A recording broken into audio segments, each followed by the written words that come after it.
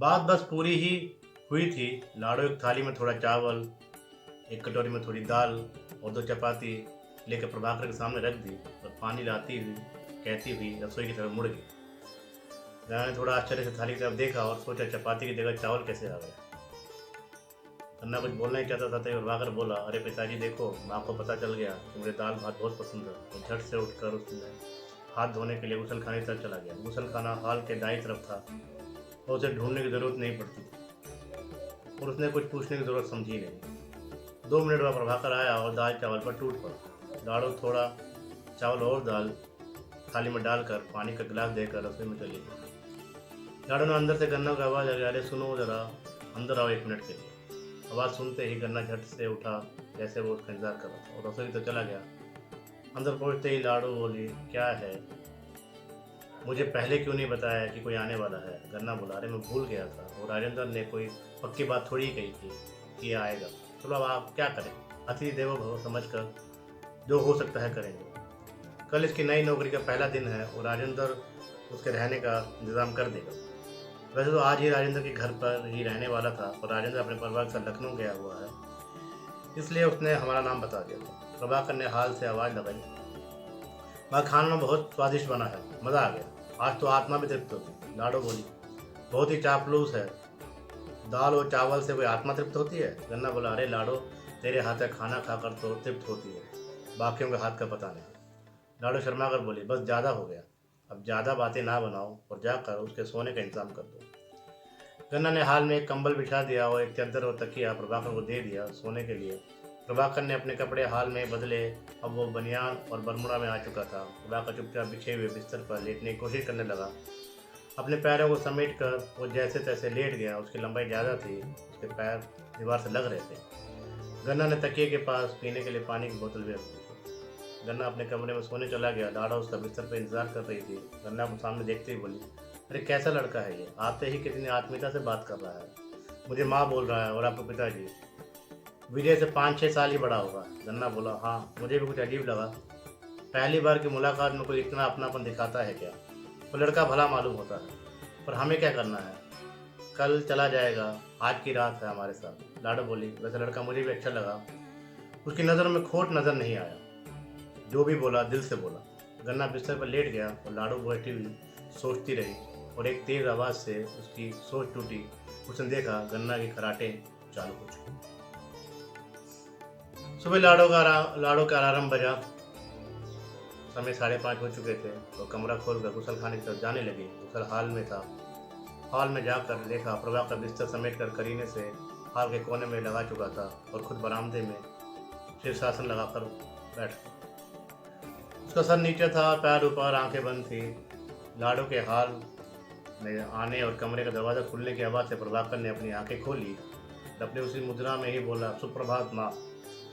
लाडो ने भी एक फीकी मुस्कान के साथ अपना सिर हिलाकर सुप्रभात बोला। लाडो ने धीरे से बाथरूम का दरवाज़ा खोला और जैसे ही उसने फर्श पर पैर रखा, वैसे ही गीला फर्श होने की वजह से पैर फिसल गया और धम से कमर के बल नीचे गिर गई। पुल है, एकदम तेजी से फर्श से टकराए और दाएं हाथ की हथेली शरीर का भार संभालने की कोशिश में नीचे टिक गई और एक चटकने की आवाज़ से भी सिर अध खुले दरवाजे पर लगकर उसके साथ ही टिक गया। लाडो जोर से कराहने लगी। प्रभाकर ने झट से अपने पैर नीचे उतारे और भागता हुआ बाथरूम की तरफ बढ़ा और उसने लाडो को सहारा देकर संभालने लगा। तब तक गन्ना भी आवाज़ सुनकर आ चुका था। लाडो ने उसे देखते ही अपना हाथ बढ़ा दिया। गन्ना ने झट से उसका हाथ पकड़ा और अपने कंधे का सहारा देकर उसे उठाने लगा। प्रभाकर ने दूसरे कंधे को सहारा दिया और बड़ी मुश्किल से लाडो को खड़ा किया। लाडो लंगड़ाती हुई दोनों के कंधे का सहारा लेती हुई आगे अपने कमरे के साथ चली गई और दोनों ने उसे पलंग पर लिटा दिया। बिस्तर पड़ते ही लाडो के दर्द के मारे आंखों से आंसू की धारा बहने लगी। उसका दायां हाथ सूज गया था और सिर के बाएं तरफ भी चोट का ताज़ा निशान दिख रहा था। गन्ना ने प्रभाकर को पड़ोस में रहने वाले डॉक्टर को बुलाने के लिए कहा और जल्द से रसोई में दूध गर्म करने लगा। हल्दी मिला दूध अंदरूनी घाव के लिए फ़ायदेमंद होता है, ऐसा गन्ना की माँ कहती थी। विजय भी उठ गया था और वो भी अपनी माँ के सिरहाने पर बैठ गया, उसका सिर सहला रहा था। प्रभाकर अपने साथ पड़ोसी के डॉक्टर साहब को लेकर आया।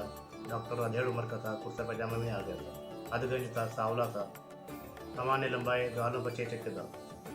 डॉक्टर अपने के साथ एक छोटा सा बक्सा भी लेकर आया था। डॉक्टर सीधा लाडो के पहलू में बैठ गया और उसे पूछने लगा, लाडो कहाँ कहाँ पर दर्द हो रहा है और कहाँ कहाँ चोट लगी।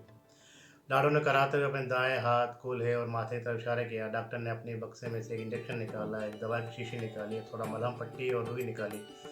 गन्ना को देख कर डॉक्टर बोला, थोड़ा डेटॉल या बेटाडाइन है। गन्ना भाग कर कहीं से डेटॉल की शीशी ले आया और डॉक्टर को दे दी। डॉक्टर ने डेटॉल और पट्टी की मदद से घाव को पट्टी लगा दी। लाडो की दाएं हाथ की कलाई को सीधा करके उसमें एक छोटी लकड़ी का टुकड़ा बांध दिया, जिससे लकड़ी कलाई को सीधा रख सके।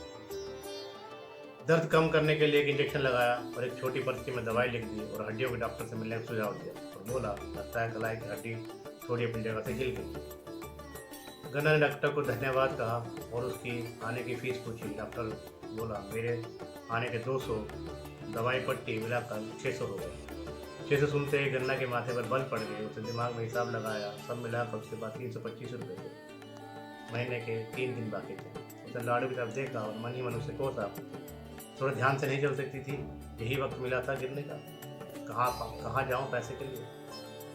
लाडो भी उसकी नज़र का भाव समझ गई और नज़रें झुकाकर मन ही मन अपने को ही भला बुरा कहने लगी। डॉक्टर अपना सामान समेटने लग गया और प्रभाकर उसकी मदद कर रहा। डॉक्टर उठा और बोला, गन्ना पैसे घर भिजवा दूंगा। प्रभाकर डॉक्टर के साथ घर के गेट तक गया और उसने जेब से पैसे डॉक्टर के हाथ में रख दिए। गन्ना देख रहा था, उसको प्रभाकर से प्रकाश निकलता और नजर आया। उसे अपने पिताजी की बात याद आ गई और उसने महसूस किया प्रभाकर को उसकी मदद के लिए भगवान ने ही भेजा है। उसने पिताजी के जैसे हाथ ऊपर उठाकर भगवान को इशारा करते हुए बोला, तू है तो मुझे क्या गम, तू है तो मुझे क्या गम।